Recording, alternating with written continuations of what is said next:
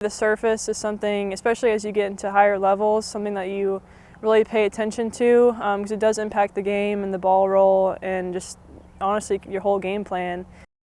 My name is Ava Veith. I'm a Ph.D. student at Penn State University. The Qatar World Cup was the first time they actually implemented these hybrid surfaces, and it worked really well, so now it's required.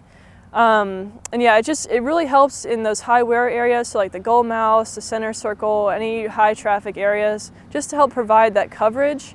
So even when the natural turf is worn down, you still have those synthetic fibers there.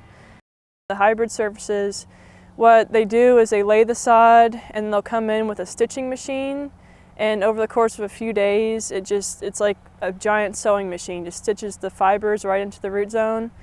So there's most of the venues will have that, and there's some that have the carpet backing.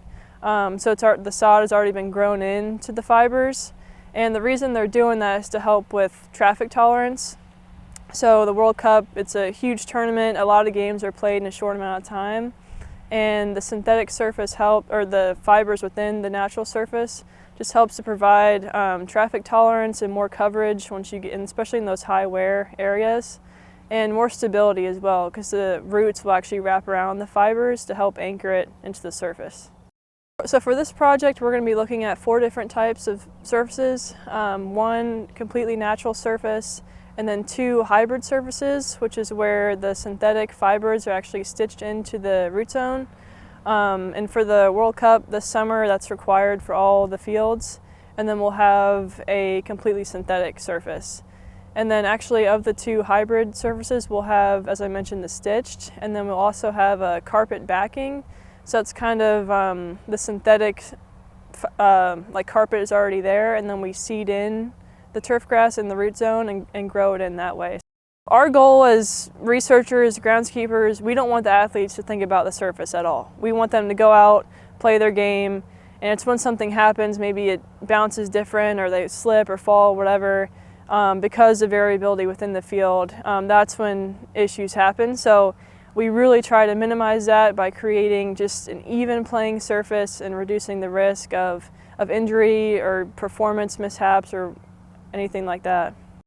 The field's a major component that a lot of people forget about. Obviously, the game is played on it. The expectations for it are to just be pristine and perfect every single time, but there's a lot of work that goes into it, and there's a lot of people behind the scenes. And so it's our job as researchers to help provide the sports field managers the information that they need to do that, and then it's their job to carry through so that they provide a safe and playable field. My name's Chase Straw, and I'm an assistant professor of turfgrass soils and director of the Center for Sports Surface Research at Penn State University. If a surface is too hard whenever they fall, if they were to hit their head or even one of their extremities, it could impact it from an impact standpoint. It could be too slick so that they could slip and fall.